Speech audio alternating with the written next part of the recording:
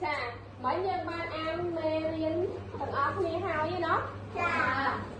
hào vậy. Chân hù miên lâu chịu đi ho mùi ao dư. Tay dân thằng ốc như ruột ngay nữa, ruột nơi pra tắc nông thì khiếp khoảng ngay nữa. Pra tắc đạp bên phở ấy không tử. Không, em này thơ, chân ra tắc đạp bệnh không. Tiếp. Đâu. Chồng ơn là ha. Hãy khơi tiền. Lo đó mình chồng ơn là ha. Nè. Chà, chẳng không việc thêm luôn đây. Và chẳng nãy dân rơi khá. Tập thì chấm. Bài mình tha mình đu, mình tha xanh, mình tha luôn. Và chia đây cứ rơi khá. Tập rồi kia thở ghế. Chà, chẳng hãy bà dân rơi khá. Tập chẳng ta dân qua phiếp rụp này. Tập hăng ngờ. Dân nhưng mà tập trong thao lan ăn thì nói chân mới hiểu rõ thì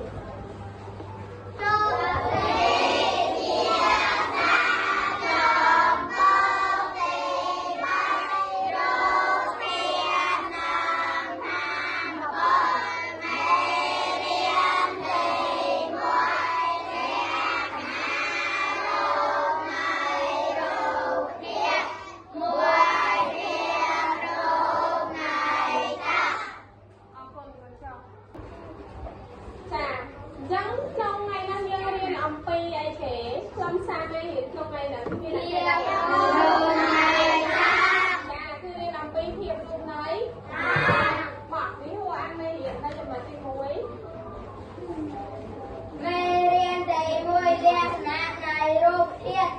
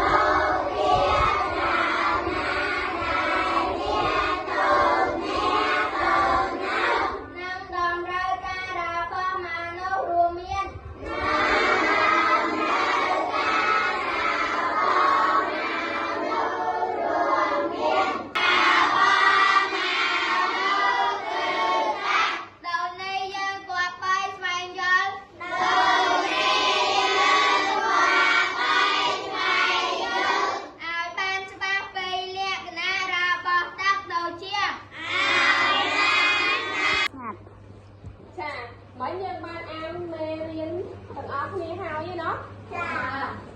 hào vậy.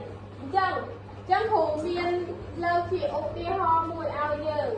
Tay dân thằng ốc như ruột ngay nữa, ruột nơi pra tắc nông thì khiếp khoảng ngay nữa. Pra tắc đạp bên phở ấy không tử. Không, em này thơ, chân ra tắc đạp bệnh không. Tiếp. Đâu. Chồng ơn là ha. Hãy khơi tiền. Lo đó mình chồng ơn là ha. Nè. Chà, chẳng không việc thêm luôn đây. Và chẳng nãy dân rơi khá. Tập thì chấm. Bài mình tha mình đu, mình tha xanh, mình tha luôn. Và chia đây cứ rơi khá. Tập rồi kia thở ghế. Chà, chẳng hãy bà dân rơi khá. Tập chẳng ta dân qua phiếp rụp này. Tập hăng ngờ. Dân nhưng mà sọc lúa đây khổ xua dân lên lên ra kia mà không thì mùi thua thì muối ăn sọc lúa anh khổ tuyệt nữa.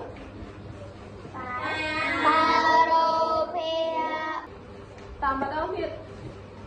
mà thua thì muối ăn sọc lúa sẽ khổ.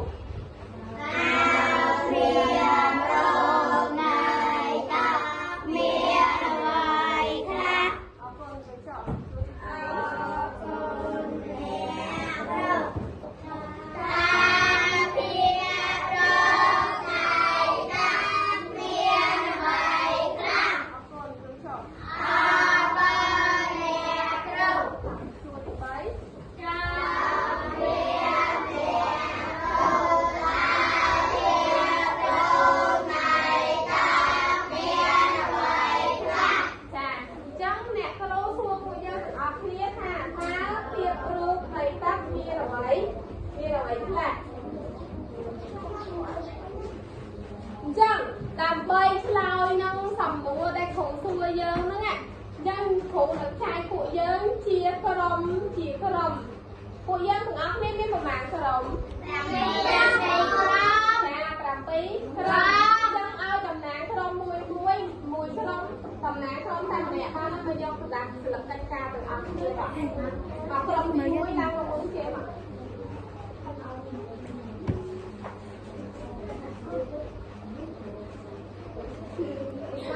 ចុះឲ្យបានតិច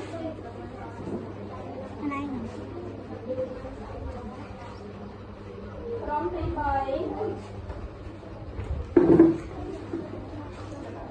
ក្រុមទី4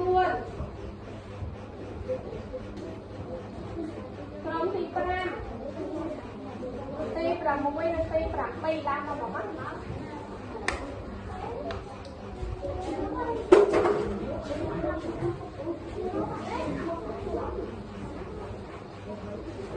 ពួកយើងបានធ្វើការគ្រប់ក្រុមអស់ហើយណាគ្រប់អស់ហើយចាគ្រប់អស់ហើយអញ្ចឹងគ្រូណៃនាំយើងបន្តិចអញ្ចឹងយើងបានផលិតកិច្ចការក្រុមទាំងអស់គ្នាហើយយើងសរសេរសំណួរដែលគ្រូបានសួរយើងនៅលើក្រាស់ធានថាតើភាពរូបនៃកັບមានអ្វីខ្លះអញ្ចឹងយើងសរសេរសំណួរចូលហើយយើងធ្វើការរកចម្លើយបញ្ហាដោយខ្លួនឯងអ្នកនរគ្នាក្នុងក្រុមនីមួយ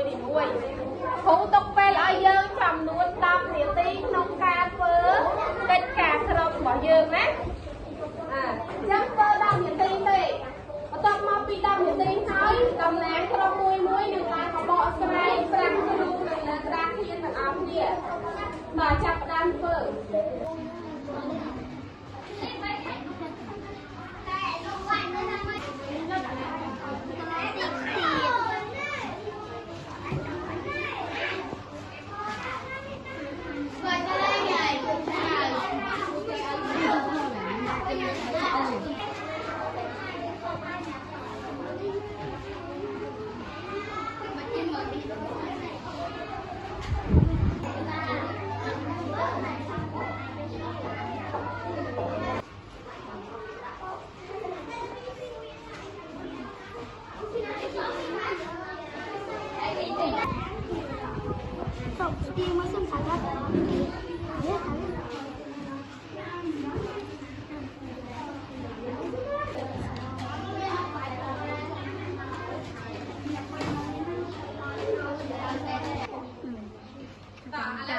ទីហើយមិនចាំដងក្រុមនីមួយហើយណោះចឹងដល់វគ្គសំខាន់គឺយើងឡើងធ្វើការរាយការណ៍អំពីរបាយការណ៍ដែលយើងបានធ្វើហើយនៅក្នុងក្រុមនីមួយតើប្រធានក្រុមមួយឡើងឲ្យគ្រប់7នាក់មកឡើងមកតែម្នាក់បានហើយសម្រាប់អ្នកអានមេរៀនដល់អានសំឡោយដែលពួកបានដាក់យើងហើយ3ក្រុមនៅក្បាល4ក្រុមទៀតឡើងមកតំណាងក្រុមមួយ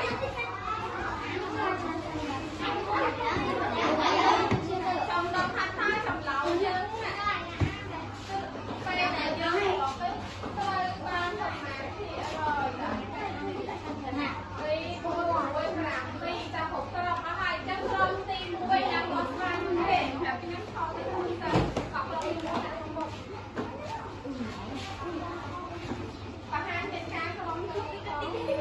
ងអស់គ្នាឃើញច្បាស់អត់ទេចាក្រុមរបស់ទី1ចាច្បាស់តោះអានទៅចាមកយើងសំដួរតើភាពរូបនៃទឹកមានអ្វីខ្លះចម្លើយភាពរូបនៃទឹកមាន3ដូចជារឹងតករាវហើយចំហាយទឹកអើស្មៃពេលបាយឲ្យក្រុមទី1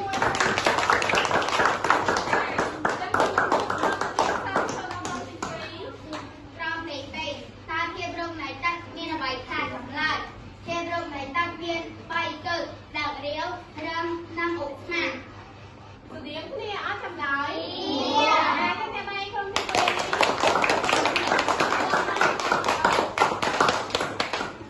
មួយតើភាពរូបនៃទឹកមានអ្វីខ្លះចម្លើយភាពរូបនៃទឹកមានដូចជាទឹកមានភាពរូបប្រយ៉ាងគឺរឹងទឹកកករាវនិងឧស្ម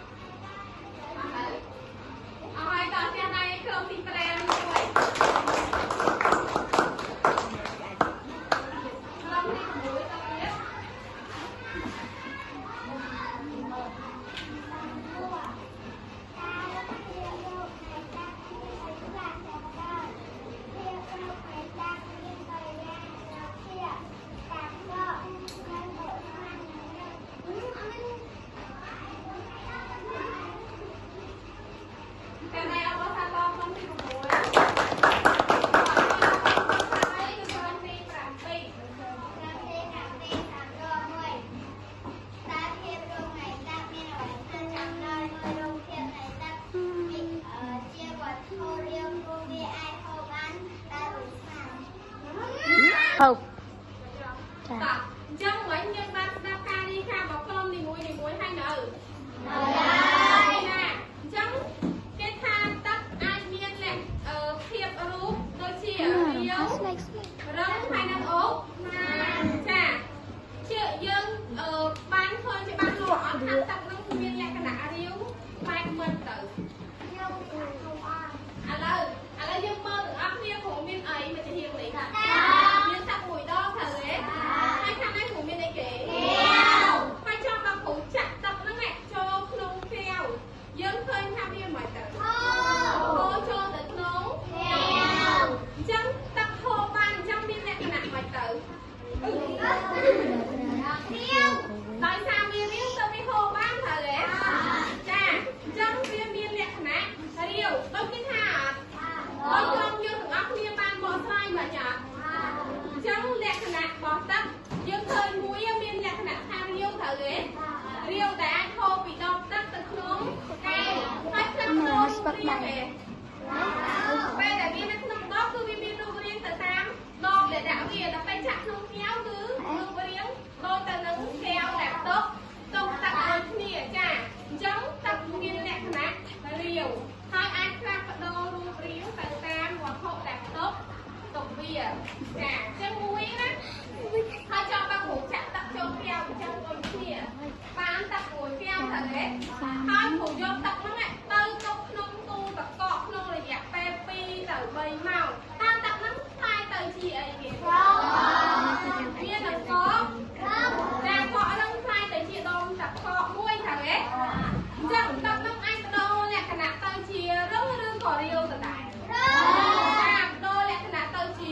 រឹងខ្លាយទៅជាដុំទឹកកកអញ្ចឹងលក្ខណៈនៃរូបភាពរូបនៃទឹកបានពីរទៅឡើងមក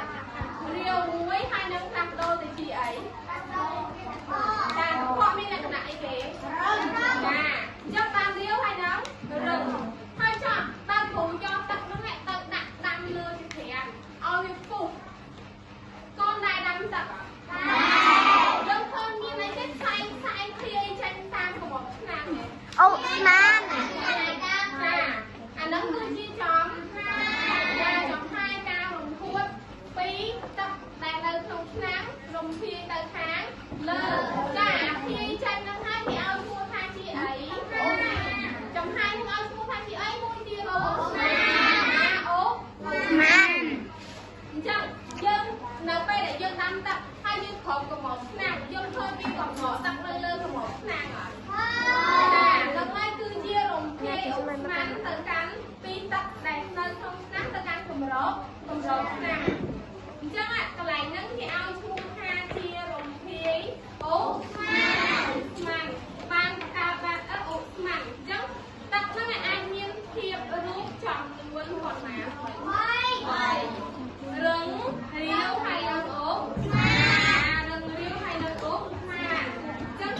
យើងអាចមើលឃើញហើយនឹងពិសោធន៍បានដោយទាំងអស់គ្នាធ្វើការពិសោធន៍ហើយគឺរឹងរាវហើយនឹងអូស្មានអញ្ចឹងធាតុរាវគឺអាចថោបានហើយនឹងផ្លាស់ប្ដូររូបរាងទៅតាមវត្ថុដែលបានទុកវាណោះតាមចំណែកឯរឹងអញ្ចឹងរឹងគឺដុំទឹកកហើយដុំទឹកកអាចផ្លាស់ជារាងវិញបានទេបានអត់បានបើយើងយកដាក់នៅក្រៅទូទឹកកកវិញត្រូវទេចាចំណែកឯអូស្មានគឺក្រោយពីយើងដាំទឹកពុះទៅវាចេញអូស្មានភាយតាមកម្រងឆ្នាំងភាយតាមទៅលើអានេះជាអូស្មានអញ្ចឹងទាំង3ហ្នឹងគឺជាភាពរូបរបស់អីទឹកអីចាគឺជាភាពរូបនៃអញ្ចឹងសរុបរួមមកវិញគឺទឹកមានលក្ខណៈរូបចំនួន3រឹងរាវហើយនិងអូសស្មានអញ្ចឹងយើងអាចសង្ខេបមេរៀនបន្តិចឲ្យគ្រូបានអត់បានទេមកចូលរួមសង្ខេបជាមួយគ្រូទាំងអស់គ្នា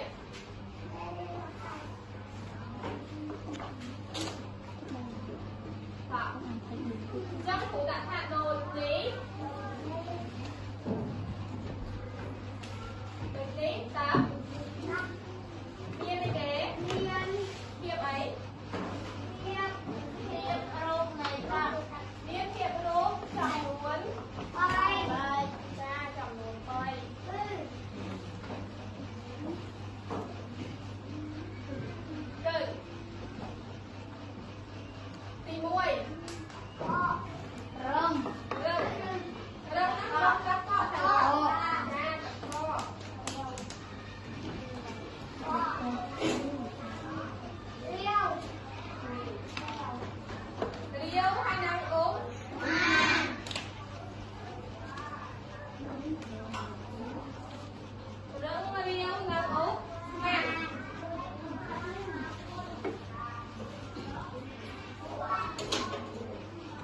lấy chồng ăn cà tu một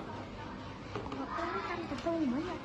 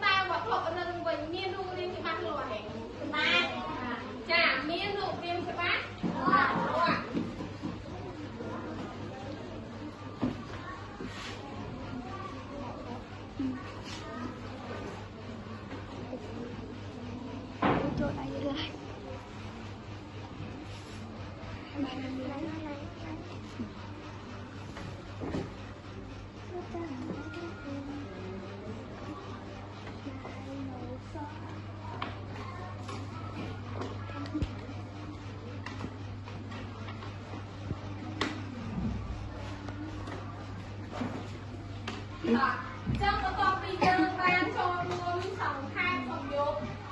ខ្លឹមសារមេរៀនហើយអញ្ចឹងយើងអាចកត់មេរៀនសង្ខេបទៅបន្តិចចូលក្នុងសៀវភៅយើងទាំងអស់គ្នាណាដើម្បីជាការចងចាំទាំងអស់គ្នាចាអញ្ចឹងយើងកត់មេរៀនសង្ខេបហើយនៅមិញហើយទាំងអស់គ្នាណាអញ្ចឹងដើម្បីរំលឹកឬក៏ដើម្បីបង្កើននៅចំណេះដឹងtrongដឹងថាពួកយើងយល់ពីអ្វីដែលគ្រូបានពន្យល់ហើយនឹងក្នុងការឆ្លើយសំណួររបស់យើងយល់បានដល់កម្រិតណាអញ្ចឹងគ្រូមានសំណួរចង់សួរពួកយើងទាំងអស់គ្នាអញ្ចឹងបាត់សភៅទាំងអស់គ្នាណាមានហៅទេណាចាអញ្ចឹងបាត់សភៅទាំងអស់គ្នាសំណួរទី1គ្រូសួរថាតើហេតុអ្វីបានជាទឹកអាចហូរបានចាំរៀននេះ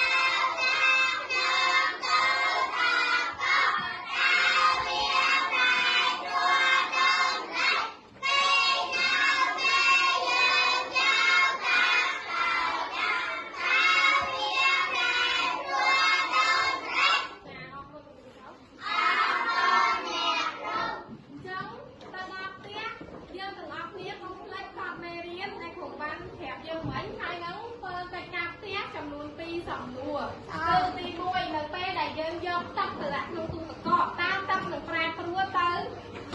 ដូចបដិចទី2តើនៅពេលដែលយើងយកទឹកទៅដាំវាប្រែប្រួលដូចបដិចអញ្ចឹងសំណួរពីរហ្នឹងយើងឆ្លើយឲ្យបានត្រឹមត្រូវទាំងអស់គ្នាណាដោយសារមួយយើងបានធ្វើការសង្ខេបមេរៀនហើយក៏បានយល់នៅមេរៀនដូចគ្នាតើទឹកនឹងប្រែប្រួលទៅជាអ្វីនៅពេលដែលយើងយកដាក់ក្នុងទូទឹកកកហើយនឹងប្រែប្រួលទៅយ៉ាងដូចបដិចនៅពេលដែលយើងយកទៅដាំឲ្យចាអញ្ចឹងនៅពេលទៅដល់ផ្ទះវិញពួកយើងទាំងអស់គ្នាកុំភ្លេចធ្វើកិច្ចការផ្ទះធ្វើកិច្ចការផ្ទះអញ្ចឹងបន្ទាប់ពីយើងធ្វើកិច្ចការផ្ទះហើយយើងមានពេលទំនេរតើយើងនឹងធ្វើអីបន្តទៀតជួយកិច្ចការផ្ទះជួយកិច្ចការផ្ទះចាជួយកិច្ចការផ្ទះរបស់ឪពុកម្ដាយរបស់យើងទាំងអស់គ្នាណាចា